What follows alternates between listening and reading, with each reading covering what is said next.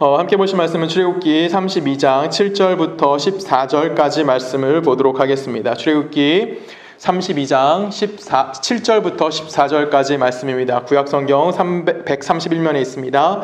구약성경 131면 출애굽기 32장 7절에서 14절까지 말씀 제가 봉독하도록 하겠습니다.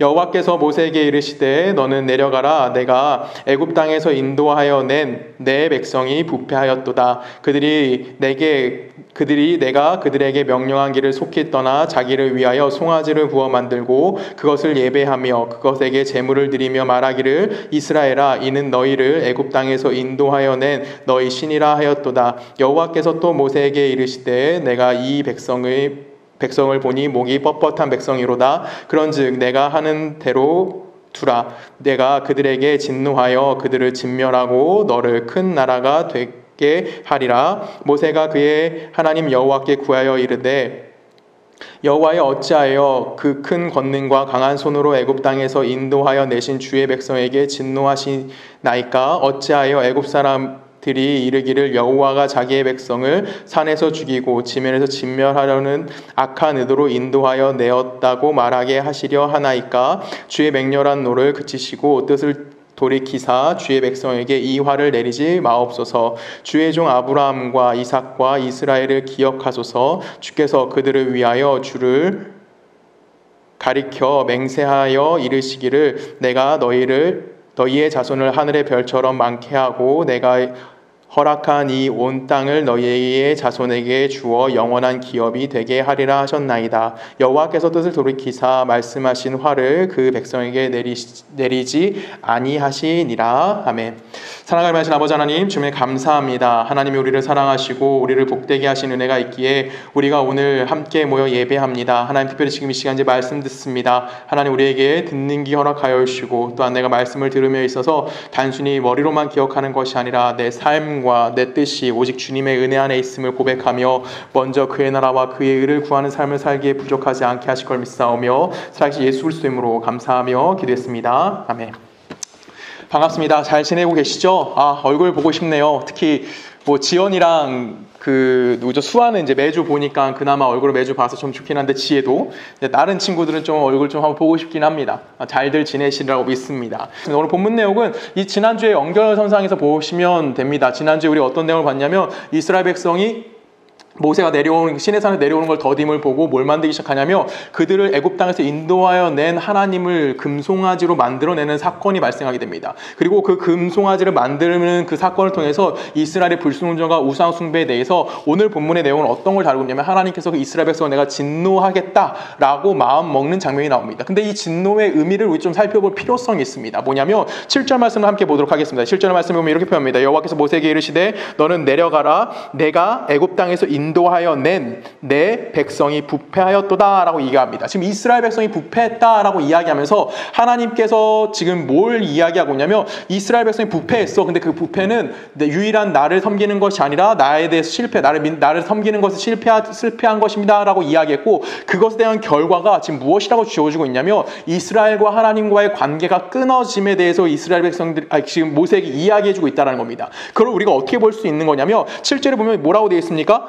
내려가라. 모세 너 내려가라. 내가 애굽 땅에서 인도하여 낸 내 백성이라는 거예요. 분명히 우리가 알다시피 하나님께서 이스라엘 향해서 항상 당신의 백성, 하나님의 백성이다라고 이야기합니다. 근데 오늘 지금 하나님을 섬기는 것에 실패한 이스라엘 향해서 그들의 부패한 모습을 보시고 나서 하나님께서 지금 이들 향해서 무엇에 대해서 이야기하냐면 너의 백성이라는 거예요. 내 백성이 아니라 나의 백성이 아니라 너의 백성이다라고 지금 이스라엘 백성의 신분을 격화시키고 있는 장면이 등장하고 있다는 겁니다. 근데 우리가 여기서 하나 생각할 건 뭐냐면 이스라엘 백성들이 지금 이 구원받은 것이 취소가 됐느냐 안 되느냐라는 생각을 좀 먼저 해볼 필요성이 있습니다. 이 하나님이 지금 이스라엘 백성의 지위를 어디로 낮추셨는지를 좀 고민해봐야 될 필요성이 있다는 거예요. 왜 그러냐면 지금 이스라엘 백성은 출애굽을 한 상태입니다. 그러면 지금 하나님을 잘 섬기지 못했어요. 그럼 이들이 다시 한번 애굽으로 돌아가서 포로 생활을 할까요? 아니죠. 그들은 이미 정치적으로나 군사적이라든가 아니 사회적으로 이미 독립죠. 이들은 이제 구원을 받은 자들입니다. 근데 이 구원은 거기에 끝나게 된다는 거예요. 무엇이 그들이 문제가 생긴다는 겁니까?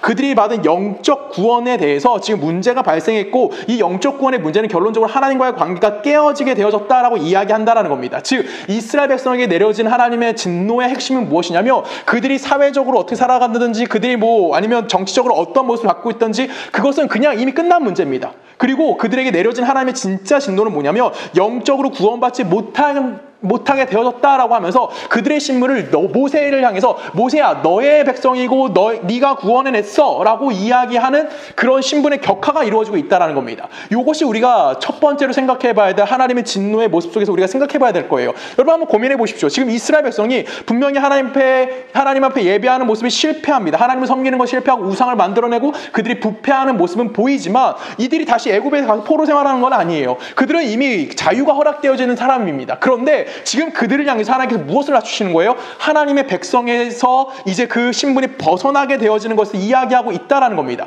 이 하나님의 진노에 대해서 오늘 모세가 뭐라는 겁니까? 이스라엘 백성을 향해서 기도하는 장면이 나옵니다. 이거는 우리가 잘 알다시피 뭐라고 얘기하냐면 모세의 중보기도다라고 이야기도 하고요. 아니면 모세의 기도다라고 얘기합니다. 근데 이 모세의 기도를 보면 모세가 하나님 앞에 매우 담대한 모습으로 나오는 모습이 봅니다. 아니면 어떻게 보면 하나님이 하신 일들에 대해서 반박하고 있는 수준으로서 굉장히 강한 어투로 모세가 하나님을 향해서 이야기하고 있는 장면이 등장합니다. 특별히 11절과 12절에 보면 어찌하여란 말이 반복적으로 사용됩니다. 그러면 모세가 뭐라는 거예요? 하나님 당신이 이런 일을 했는데 어찌하여 이렇게 또 하시려고 하십니까? 라고 하나님을 향해서 뭐 하는 거예요? 굉장히 대드는 분위기가 나오고 있다는 겁니다. 이것을 여러분들이 한번 잘 생각해 보셔야 되는 겁니다. 분명히 하나님의 뭘 전가하고 있는 거냐면 하나님 당신이 하신 일이잖아요. 당신이 뭐 하셔야 됩니까? 책임지셔야 되는 겁니다. 라고 하면서 누구의 편을 들고 있습니까? 지금 모세는 이스라엘의 편을 들고 있는 모습이 보여주고 있다는 거예요. 즉 이스라엘 백성의 실패는 누가 책임져야 된다는 겁니까? 하나님이 책임져야 되는 거고 그 책임의 모든 걸 누가 대신 지겠다는 겁니까?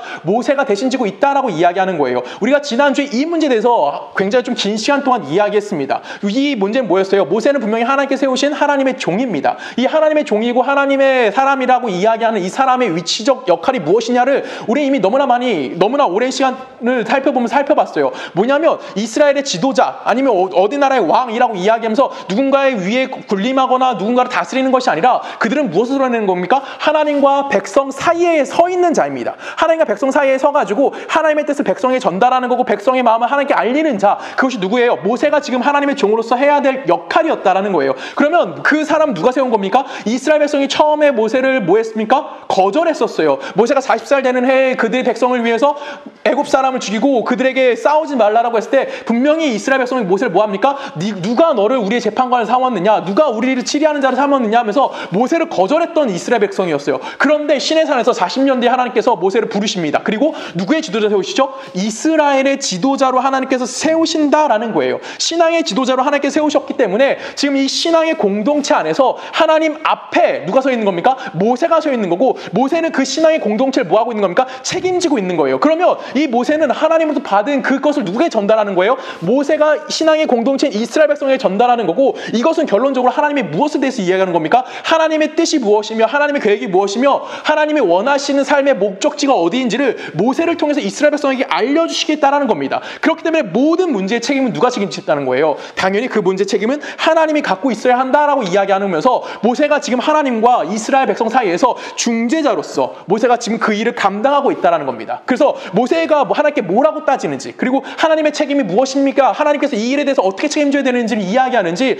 우리 성경 말씀 통해서 좀 살펴보기 원합니다. 먼저 32장 11절이에요. 11절에 보면 이렇게 얘기합니다. 모세가 그의 하나님 여호와께 구하여 이르되 여호와여 어찌하여 그 큰 권능과 강한 손으로 애굽 땅에서 인도하여 내신 주의 백성에게 진노하시나이까? 라고 이야기합니다. 지금 이스라엘 백성들이 뭐라고 하는 거예요? 하나님께서 당신이 그 큰 권능과 강한 손으로 애굽 땅에서 구원해내신 당신의 백성이라는 거예요. 당신의 백성을 이스라엘을 왜 구원했는지를 좀 여러분 생각해 볼 필요성이 있습니다. 우리는 이스라엘 백성들이 하나님이 왜 구원하셨냐고 질문을 던지면 이스라엘 백성들의 이스라엘 백성이 하나님께 기도했고 하나님이 아브라함과 약속한 걸 기억하셨기 때문에 구원하셨습니다. 다 맞는 말이에요. 근데 잘 생각해 본 건 뭐냐면 하나님이 진짜 이스라엘 백성을 구원해서 하시고자 하신 일이 무엇이었냐라는 것이죠. 그것에 대한 답은 출애굽기 19장 5절과 6절 나옵니다. 하나님께서 이스라엘 백성을 향해서 뭐라고 얘기하냐면 이 모든 세계는 다 내 거야 라고 이야기합니다. 그리고 너희를 향해서 뭐라고 얘기하냐면 내가 너희를 선택하여 세웠는데 너희는 무엇이 되라? 나의 제사장 나라가 되고 거룩한 백성이 되어야 한다라고 이야기합니다.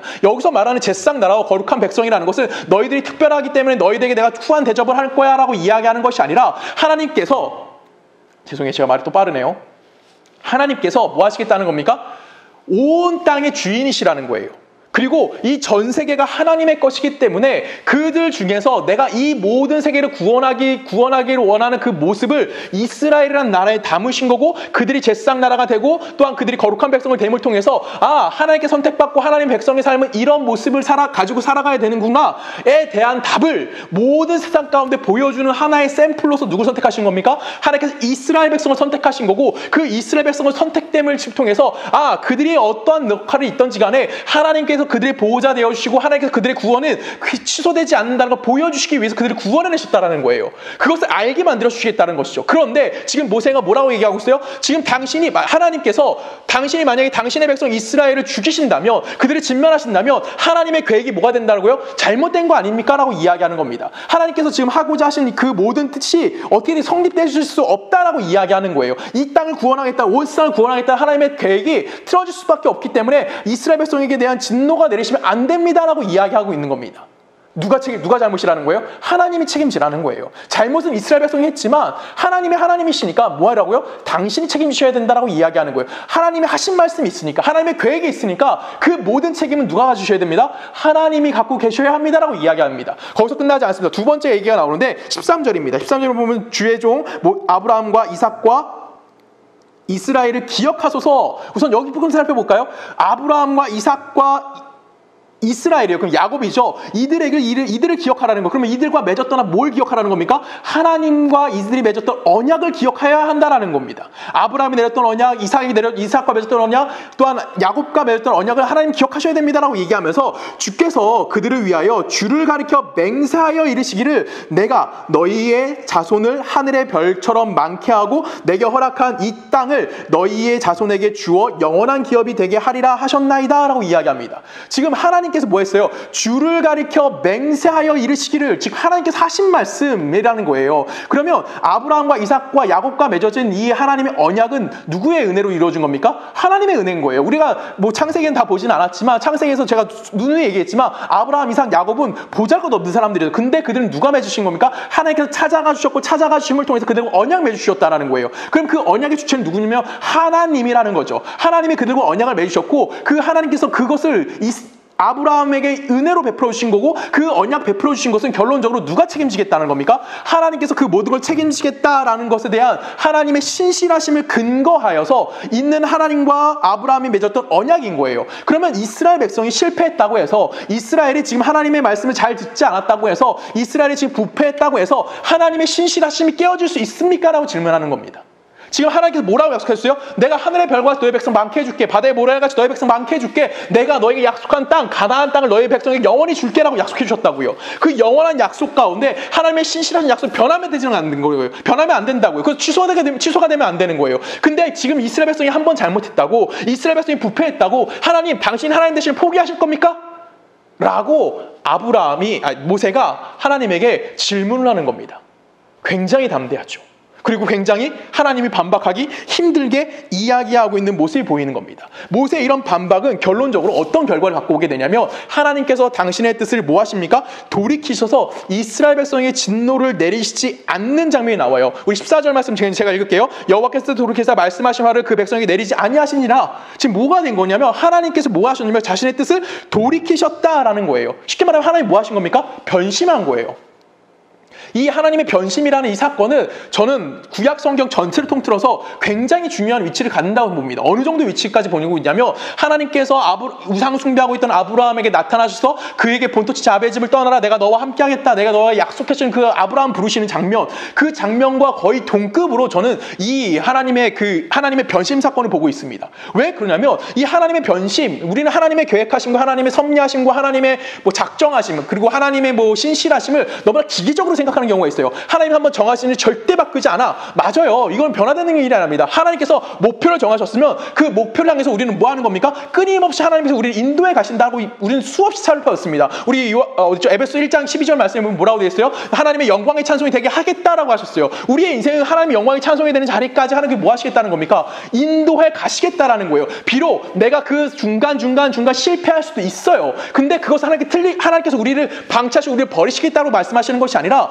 이미 하나님께서 정하셨기 때문에 우리의 실패와 우리의 좌절과 우리의 욕심과 아니면 우리의 계획 때문에 하나님의 뜻이 변화되지 않고 거기에 이르게 만들어 주시겠다. 이걸 우리는 뭐라고 표현한다고 했죠? 그것이 하나님의 신실하심이고 하나님의 은혜로우심이고 하나님의 자비로우심입니다라고 너무나 우리 성경을 통해서 많이 살펴봤습니다.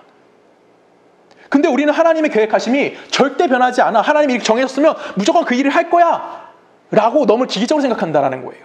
오늘 이 하나님의 변심 속에선 우리가 뭘 볼 수 있냐면 하나님께서 지금 당신의 뜻을 바꾸고 계시는 걸 보여요.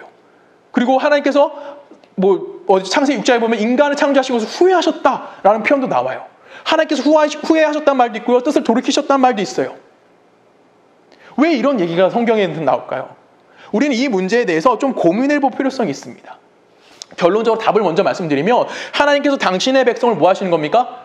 성장시키시고 당신의 백성이 신앙생활을 할 수 있는 모든 과정 속에서 하나님의 우리의 형편과 또한 우리 안에서 일어나고 있는 반응에 따라서 당신의 뜻을 이루어가시는 융통성을 우리들에게 보여주고 계시다라는 겁니다. 우린 융통성이란 단어 때문에 조금 이 하나님에 대해서 좀 격화된 생각을 할 수도 있어요. 하나님의 융통성이 있으니까 그냥 당신의 뜻 이게 아니니까 좀 틀어볼까? 그렇죠. 목표가 저기 있는데 이거 좀 아닌 것 같아. 요 정도까지만 해볼까? 요 정도도 센가? 좀 요 정도까지 해볼까? 이런 식으로 하나님의 계획이 변경된다던가 아니면 하나님의 작전이 변경된다라고 생각하면 안 돼요.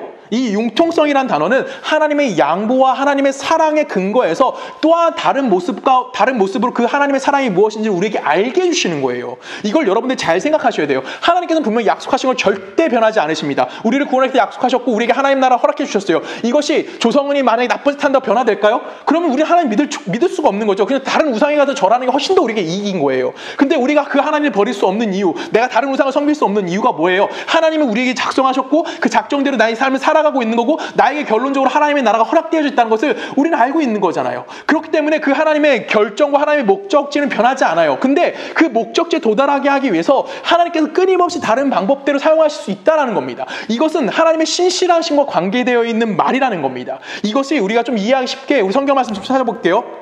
우리가 대표적인 이 사건이 어디 나오냐면 열왕기상에 나오는 솔로몬의 그 재판, 여러분 너무나 잘 아는 솔로몬 재판입니다. 열왕기상 3장 25절 말씀 있습니다. 왕이 이르되 산 아이를 둘로 나누어 반은 이 여자에게 주고 반은 저 여자에게 주라.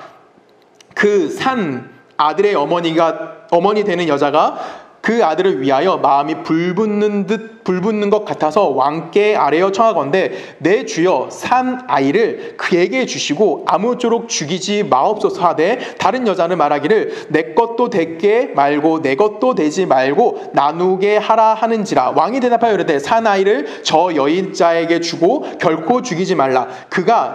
저가 그의 어머니니라 하매 온 이스라엘이 왕의 심리하여 판결함을 듣고 왕을 두려워하였으니 이는 하나님의 지혜가 그의 속에 있어 판결함을 봄이더라 라고 이야기합니다. 지금 중요한 게 하나 나와요. 뭐죠? 우리 이거는 예수님을 모르는 사람, 교회를 안 다니는 사람들 다 아는 솔로몬의 재판이에요. 어떤 여자 둘이 와가지고 이 한 아이를 놓고 누구의 아이냐라고 질문을 던졌을 때 지금 솔로몬이 뭐라고 했습니까? 반 잘라.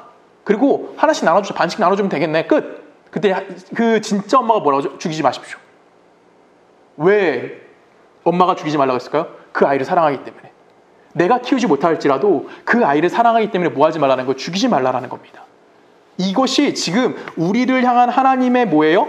또 다른 모습으로 보여주고 있는 거예요. 우리를 살려두긴 해야 되죠. 그래서 뭐 해야 되는 거예요? 그래야지 우리를 통해서 하나님이 원하시는 일을 이뤄낼 수 있다는 겁니다. 하나님의 이런 양보하는 모습, 지금 이 진짜 엄마가 다른 여인에게 그 아이를 살리기 위해서 양보했던 것처럼 하나님께서 당신의 뜻을 이루기 위해서 우리에게 뭐 하시는 겁니까? 당신의 것을 양보하시는 거예요. 그것을 우리는 성경을 뭐라고 표현하고 있냐면 뜻을 돌이키셨다, 마음을 바꾸셨다는 성경을 우리들에게 이야기해주고 있는 겁니다. 하나님이 노릇을 하고자 자신의 본질과 자신의 속성을 바꾸신다는 뜻이 절대 아니라는 있다라는 거예요. 이것은 우리가 잘 기억해야 된다는 겁니다. 하나님의 속성은 변하지 않고 하나님의 뜻은 변화되지 않아요. 근데 그것을 이루어 가시는 과정 속에서 여러 가지 모습으로, 다양한 모습으로 나타날 수 있는데, 그것이 뭐라는 거예요? 지금 우리가 하나님의 뜻과 하나님의 일하심 가운데 어떻게 반응하냐에 따라서 하나님의 융통성을 가지고 우리를 향해서 그 하나님의 모습을 드러내신다는 겁니다. 여러분 생각해 볼게요. 왜 그러냐면 이 안에 무엇이 담겨있는, 이 재판 가운데 무엇이 담겨있는지 생각할 필요성이 있어요. 이 사건이 어디 등장하는 거냐면 솔로몬이 기브온 산당에서 하나님께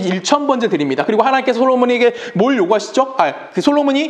하나님이 솔로몬에게 뭐 줄까라고 했더니 솔로몬의 지혜를 주십시오라고 합니다. 그 부분을 좀 읽어볼까요? 열왕기서 3장 7절입니다. 나의 하나님 여호와여, 주께서 종으로 종의 아버지 다윗을 대신하여 왕이 되게 하셨사오나 종은 작은 아이라 출입할 줄 알지 못하고 주께서 택하신 백성 가운데 있나이다. 그들의 큰 백성이라 수요가 많아서 셀 수도 없고 기록할 수도 없사오니 누가 주의 이 많은 백성들을 재판할 수 있사오리까? 듣는 마음을 종에게 주사 주의 백성을 재판하여 선악을 분별하게 하옵소서.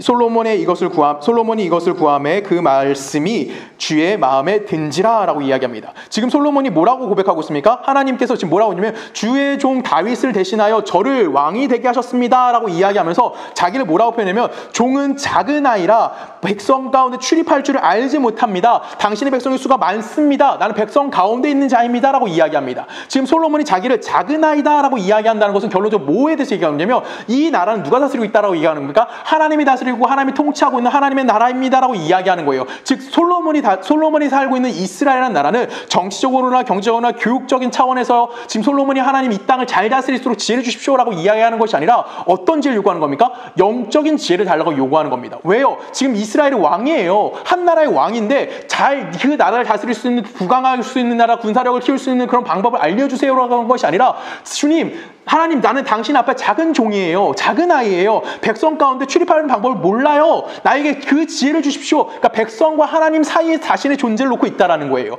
그러면 솔로몬이 지금 요구하고 있는 건 뭐냐면 하나님, 당신의 뜻이 실현될 수 있는 방법을 나에게 알려주십시오라고 이야기하는 겁니다. 당신이 섭리하는 방법이 무엇이고 당신이 계획하는 삶이 어떤 거고 당신이 통치하는 방법이 어떤 것이고 당신의 나라는 어떤 방법대로 살아가야 되는지에 대해서 나에게 지혜를 허락하여 주십시오라고 솔로몬이 요청했다라는 거예요. 즉 영적인 지혜를 하나님께 요구했다는 겁니다. 그것에 대한 첫 번째 나타난 사건이 뭐예요? 바로 이 재판이에요. 이 재판이 이 지혜 사건 바로 뒤에 나옵니다. 그러면 이 사건을 통해서 우리가 깨달아야 되는 건 뭐냐면 하나님이 다스리는 나라는 어떤 거라는 거예요. 하나님이 너희를 향해서 뭘 갖고 있다라는 거예요? 양보해 주겠다라는 거예요. 너희를 살려내기 위해서, 너희를 구원하기 위해서 내가 내 것을 포기할 수 있다고 이야기하고 있다라는 겁니다. 이것을 여러분이 잘 기억하셔야 되는 거예요. 솔로몬 사건이 솔로몬이 참 지혜롭네. 솔로몬이 하나님께 기도했더니 하나님 지혜를 주셨고 놀라운 지혜를 가졌기 때문에 사람들이 와 놀랬나 봐 라고 해서 끝나는 문제가 아니라 이 솔로몬이 가진 지혜는 영적으로 이스라엘 백성을 어떻게 다스릴지, 영적으로 하나님의 나라를 통치를 어떻게 실현할지, 그것에 대한 구체적인 내용이 나와 있는 것이라고 우리들에게 이야기해주고 있다는 겁니다. 이것을 여러분들 잘 기억하셔야 되는 거예요. 왕이 지금 해야 될 일은 뭐예요? 하나님과 백성 사이에서 뭘 하는 겁니까? 하나님의 통치가 무엇이고 하나님의 통치의 방법이 무엇인지를 그들에게 보여주는 거예요. 즉 하나님이 어떠한 분이신지를, 하나님이 어떤 분이시고 하나님이 우리를 어떻게 대하시는지를 이스라엘 백성에게 알려주는 것, 그것이 지금 솔로몬이 요구한 지혜였다는 겁니다.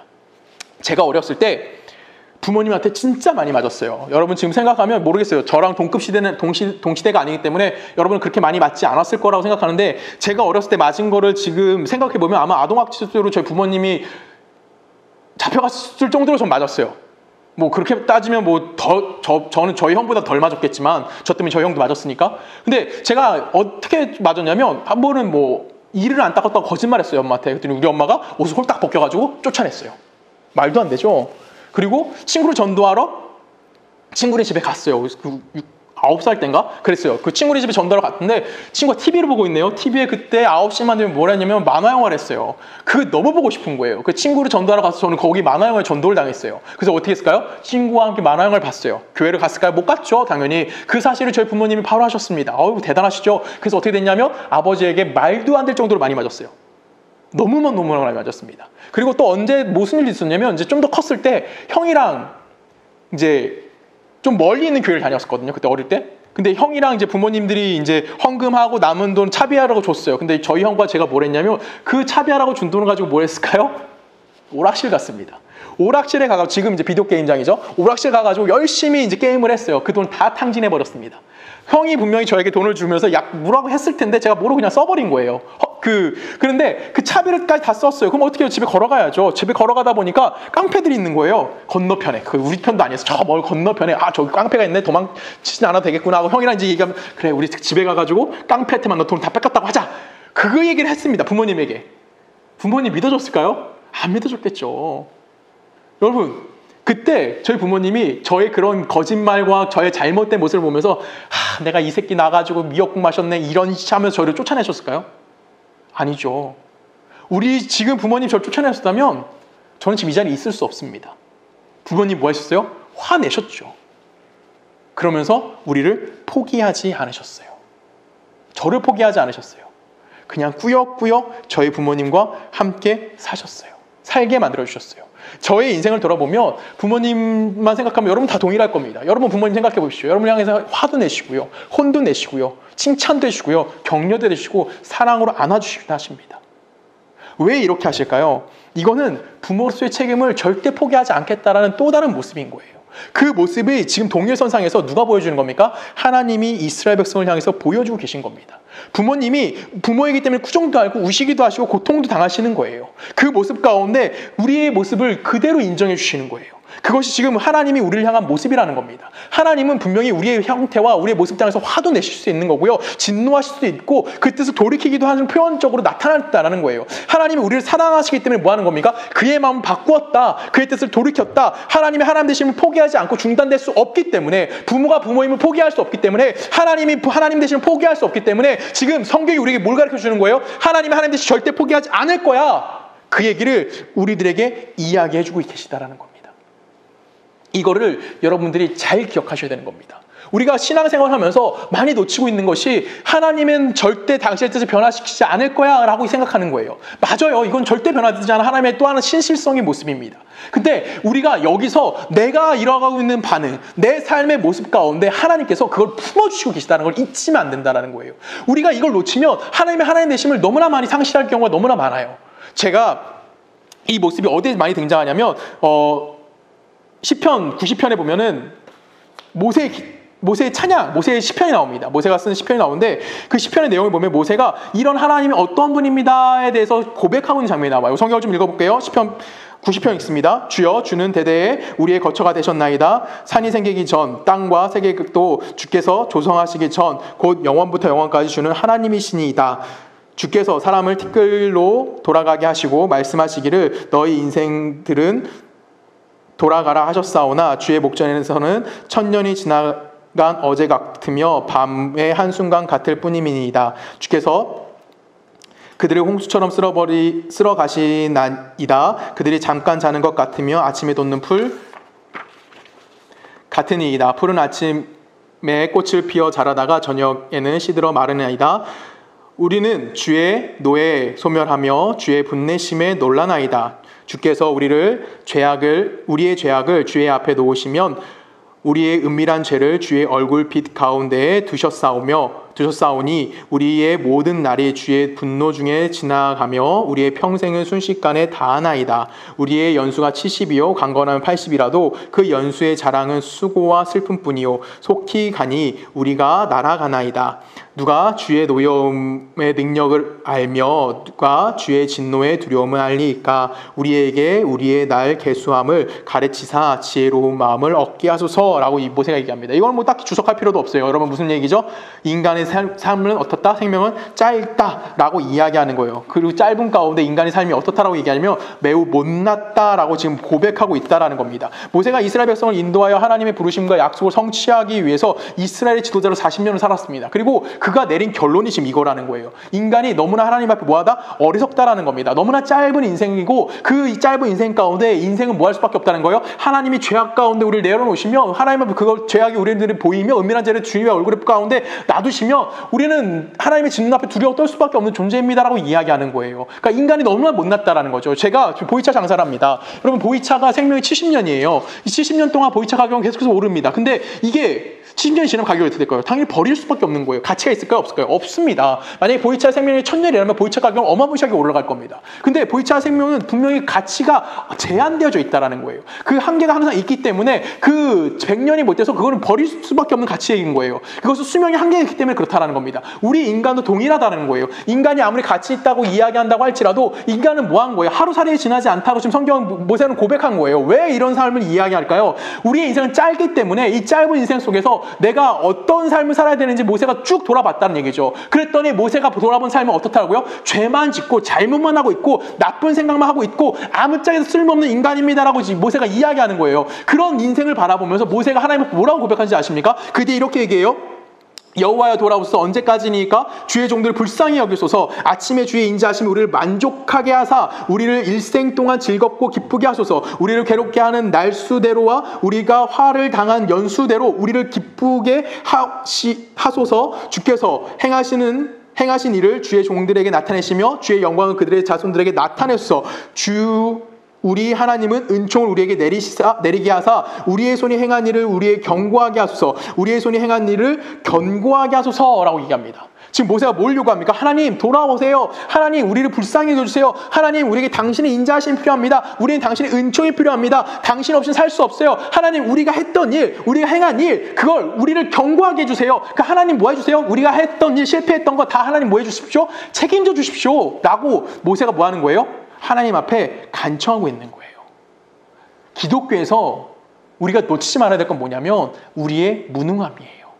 우리가 하나님 앞에 무언가 대단한 걸 드러내는 것이 아니라 우리는 아무 능력이 없어. 우리는 뭘 구할 수밖에 없는 거예요? 하나님 앞에 머리를 조아릴 수밖에 없는 존재임에 대해서 깨달아 알아야 된다는 겁니다. 아담의 죄가 뭐였어요? 하나님이 필요 없습니다 였어요. 우리가 그것을 뭘 깨달아야 되는 거냐면 인간 하나님 없이 살 수 없습니다를 깨닫는 자가 되어져야 하는 거예요. 인간의 무능력함을 깨달아야 하는 거예요. 제가 이렇게 자주 얘기하면 여러분들 스스로 이렇게 생각할 수도 있습니다. 인간이 얼마나 대단한데 왜 자꾸만 조 목사는 인간이 무능력하다라고만 이야기할까? 왜 자꾸만 인간의 가치를 인간의 존엄성을 낮게 생각할까? 라고 이야기할 수도 있습니다. 맞습니다. 인간은 분명하게 엄청난 가치를 갖고 있는 자들이에요. 그렇죠? 만물의 영장이라고 합니다. 어떤 동물과 비교해도 인간은 특별한 능력을 갖고 있어요. 인간이 대표적으로 갖고 있는 게 뭐였어요? 정치를 만들어냈고요. 문화를 만들어냈고요. 그들은 과학을 발전시켰어요. 그래서 그들이 인간의 육체적 나약함을 충분히 극복할 수 있을 정도로 엄청나게 뛰어난 존재들을 갖고 있어 존재성이 됐다는 거예요. 그래서 어떤 피조물들도 인간을 넘어설 수 없을 정도로 인간은 엄청난 엄청난 능력을 갖게 했어요. 또한 인간만 또 뭘 갖고 있습니까? 인격성을 갖고 있고요. 인간만이 또 도덕성을 갖고 있어요. 그렇죠? 인간은 분명히 윤리적인 존재이기도 합니다. 그런데 우리가 인간을 그런 예술과 문화적 존재로서만 판단하는 것이 인간의 존엄성에 대해서 이야기할까요? 우리가 하나님을 믿는다라고 이야기하는 거, 우리가 신의 존재를 이해하고 있다는 거, 내가 하나님의 종이다라고 이야기하고 하나님 앞에 겸손하게 무릎 꿇고 나아감을 통해서 그에게 절하는 존재가 되는 것, 이것은 어떤 존재에 대해서 이야기하는 거냐면 한층 더 높은 차원에 대해서 이야기하는 거예요. 분명히 인간은 분명히 문화적 존재입니다. 우리는 이런 물질적 세계에 대해서만 이야기하는 것이 아니라 내가 신을 믿는다라고 이야기하는 것, 내가 하나님을 믿는다라고 이야기하는 것은 물질계를 뛰어넘은 어떤 것이 있는 거예요? 신적 영역이 우리 안에 있다라고 이야기하는 거예요. 내가 하나님을 섬긴다라고 이야기하는 것은 우리 안에 무엇이 존재하는 겁니까? 하나님의 영이 존재하고 있음에 대해서 이야기하는 거고 인간의 존엄성을 어디까지 올리는 거예요? 신적인 영역까지 우리를 뭐 하는 겁니다? 확대시켜주고 있다라는 거예요. 인간이 단순히 윤리적인 존재고 단순히 도덕적인 존재고 단순히 문화적인 존재가로만 이런 물질 세계 가운데 있는 존재로서만 이야기하는 것이 아니라 인간은 어디 존재성을 하나님의 속성을 내재하고 있는 신적인 존재성을 가지고 있는 거고 이 신적 영역에 포함되어 있다는 것은 결론적으로 하나님이 인간을 향해서 뭘 갖고 계시다는 거예요? 계획과 목표를 갖고 계시고 그 약속을 이루어갈 수 있도록 우리를 품고 우리를 이끌어가고 계신 분이 하나님이라는 것을 인정하는 거고 그 하나님 안에서 우리가 존재성을 갖고 있다라고 이야기해 주는 것이 뭐예요? 바로 신적 영역 안에 있는 우리의 존재성이라고 이야기하는 겁니다. 그렇기 때문에 우리는 죄에 대해서 이야기할 때 죄가 윤리성이나 아니면 도덕적이라고 이야기하지 않는 거예요. 그런데 우리가 이런 죄 때문에 누굴 보지 못하는 겁니까? 하나님을 바라보지 못하죠. 왜 하나님을 바라보지 못하냐면 우리가 하나님 죄라는 영역이 어떤 거와 관련이 있는 거냐면 하나님과의 관계성이 관련이 있기 때문에 그래요.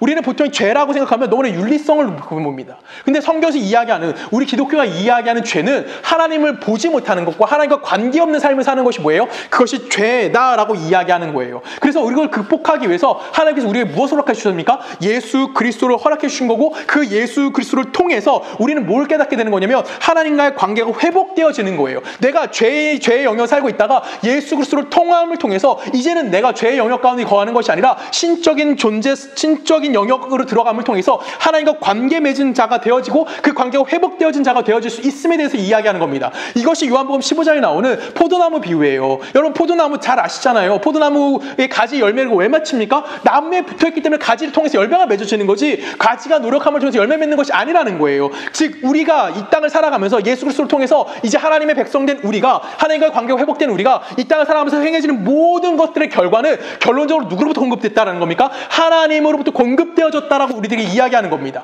하나님부터 공급되어진 것을 가지고 우리는 뭘 할 수 있는 겁니까? 하나님의 것을 맺는 거예요. 그래서 그것이 누구에게 영광이 되는 겁니까? 하나님에게 영광이 되는 겁니다. 그래서 그것 가운데 하나님부터 공급되어졌기 때문에 우리를 통해서 무엇의 가치가 만들어진 거냐면 생명의 가치가 만들어지는 거예요. 내가 인간의 그냥 모습 가운데 하나님과 관계없는 죄 가운데 거하는 자라며 그 안에 생명력을 창조해낼 수 없다고요. 근데 우리는 이미 하나님 안에 거하기 때문에 우리 안에서 뭘 창조하는 겁니까? 창조라는 말이 아니죠. 무슨 열매를 맺게 되는 거죠?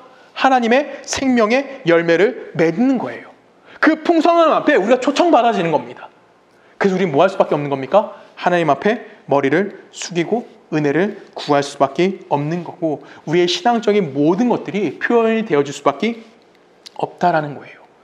우리는 그래서 이 사실을 안다면 내 현실 가운데 일어나는 많은 문제들 가운데 두려워할 필요가 없고 걱정할 필요가 없는 거예요.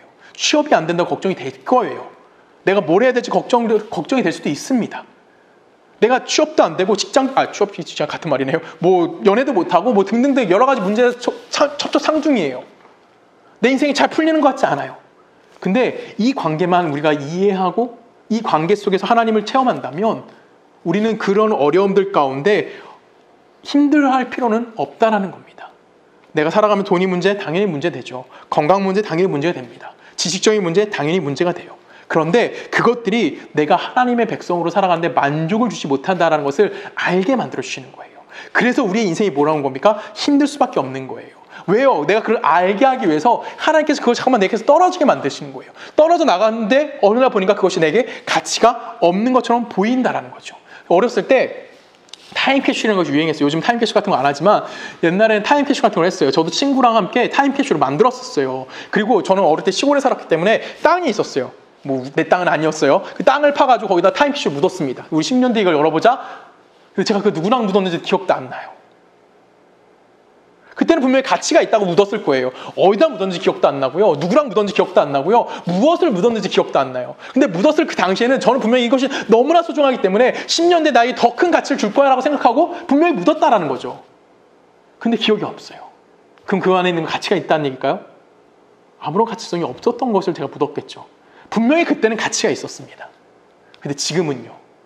가치가 없다라고 없다라고 하니 가치가 없는 거죠. 그러니까 제가 잊어버렸겠죠. 하나님이 우리를 이렇게 해주시는 거예요. 내가 지금 당장 보물에 생각할 수 있는 게 직장일 수도 있고요. 경제적인 문제일 수도 있고 건강일 수도 있고요. 아니면 연애일 수도 있어요. 아니면 누군가와의 인간관계일 수도 있고 아니면 지식적인 면일 수도 있습니다. 근데 그것이 내가 인생을 살아가는데 가치가 된 것이 아니라는 거. 하나님이 이 세상의 것들이 하나님의 백성으로 살아가는데 그것이 우리에게 만족을 주지 못한다는 것을 하나님이 우리를 알게 만들어주시는 거예요. 그래서 뭐 하는 겁니까? 이것들을 끊어내게 하기 위해서 우리를 고단하게 하시는 겁니다. 내가 그것을 의지하지 않고 이제 뭐 하는 거예요? 내가 하나님의 것으로 만족할 수 있는 삶을 살 수 있도록 우리를 인도해 주시는 거예요. 하나님의 것은 무엇이죠? 영원한 것이고요. 하나님에 속한 것으로 우리의 시선이 이제는 향할 수 있도록 우리를 뭐 하시는 겁니까? 하나님께서 우리를 인도해 가고 계시는 거고 그것을 우리는 무슨 표현을 씁니까? 하나님이 내 인생에 개입하신다라는 말을 쓰는 겁니다. 그래서 하나님이 그 개입이 뭐라고 표현할 수 있는 겁니까? 하나님의 사랑이라고 표현할 수도 있는 거고요. 아니면 아까 우리가 말했던 하나님의 융통성이라고 이야기하는 거예요. 그 개입 때문에 우리가 걸어감에 있어서 정말 실패하는 겁니다. 그 하나님의 융통성 때문에 우리는 그 하나님의 열심 때문에 뭐 할 수밖에 없는 거예요? 내 인생이 고단할 수밖에 없게끔 하나님은 끊임없이 내 삶 속에 뭐 하시는 겁니까? 찾아와 주시고 내 삶을 간섭하고 계시다는 거예요. 그래서 내가 힘든 거예요. 그래서 여러분들이 지치는 거예요. 여러분 한번 생각해 볼까요? 제가 초등학교 예를 들게요. 뭐 그 정도 제가 똑똑하진 않았으니까.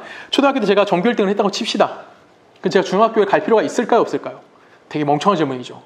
그렇죠? 초등학교 때 전교 1등 했으면 중학교는 안 가도 될까요? 아니죠. 중학교 가야 됩니다. 중고등학교 때 제가 전교 1등을 했다고 칩시다. 대학을 갈까요? 안 갈까요? 아니면 세상에 나가서 취업을 할까요? 안 할까요? 둘 중에 하나는 하겠죠? 해야죠. 그러면 대학에 가서 제가 전교 1등 했던 게 입학하는 걸 제외하고 대학 생활하는 데 도움이 될까요? 아니에요. 과거 거는 과거예요. 과거에 우리가 어떤 걸 잘했든지 얼마나 대단했든지 그건 중요한 게 아니에요. 우리는 계속해서 똑같은 삶을 살 수밖에 없는 거예요. 계속해서 그 삶을 살아가 지나간 건 지나간 거고 그 지나간 것을 뒤에 놓고 우리는 뭐 하는 거예요? 앞을 보면 또 싸워가는 거예요. 하나님께서 우리 삶에 이렇게 계속 개입하신 거예요. 이 개입은 하나님께서 하나님 되심을 결코 포기할 수 없기 때문에 우리들에게 뭐 하시는 거예요? 계속해서 나타내시는 거고 내가 절대 너를 포기하지 않겠어 라고 우리에게 나타내시는 거예요. 그래서 오늘 살고 있는 우리라는 것은 하나님의 개입하심이 뭐예요? 결정체라고 말씀드리는 겁니다. 오늘은 우리가 뭘 하는 거냐면 이것은 하나님이 우리에게 융통성으로 하나님의 사랑과 하나님의 간섭이 어떤 건지를 알게 해주신 날인 거예요. 비록 오늘 여러분 실수할 수도 있고요. 하나님 앞에 실패할 수도 있고요. 오늘 이스라엘처럼 우상을 만들 수도 있어요. 근데 하나님은 거기서 뭐 하시는 겁니까? 우리에게 양보하시는 겁니다. 아니면 우리에게 뭐 하시는 겁니까? 사랑이라는 표현으로 다시 한번 개입하시는 거예요. 그리고 뭐 하시는 겁니까? 당신의 원하는 목적지로 우리를 데려가게 만드실 거죠. 그래서 우리가 어느 날 하나님의 그 사랑하심 앞에 우리 인생을 포기한 상태가 되는 겁니다. 아, 하나님이 이렇게 하셨군요. 제가 두 손 듭니다. 당신을 제가 이길 수는 없군요.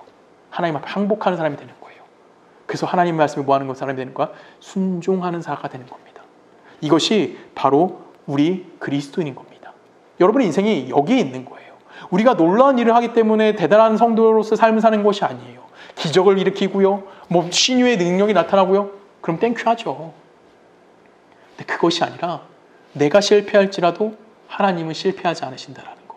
내가 실수하라고 할지라도 하나님은 그거 하나님 되심을 포기하지 않고 우리에게 뭐 하시는 겁니까? 내 모든 생애에 걸쳐서 당신과 동행하게 만들어 주신다는 겁니다.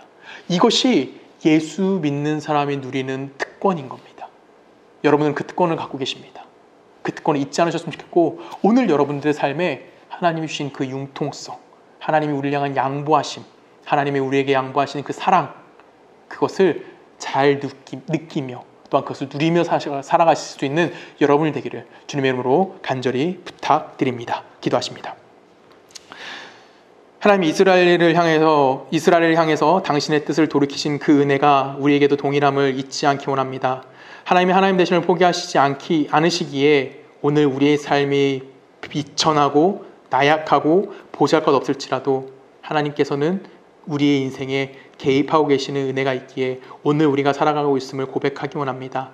하나님 우리 청년들 이 삶을 잊지 않게 하여 주시옵소서. 오늘 나의 삶과 나의 목적과 나의 뜻을 위하여 살아가는 연약한 모습일지 모르지만 이 삶 속에서 하나님이 하나님 되심이 영원히 나와 함께하고 있음을 또한 하나님이 우리의 인생을 포기하지 않고 끊임없이 개입하고 계심을 고백할 수 있는 귀하고 복된 날이 되게 하실 걸 믿사오며 살아계신 예수 그리스도 이름으로 감사하며 기도했습니다. 아멘. 우리 주기도문 하십니다.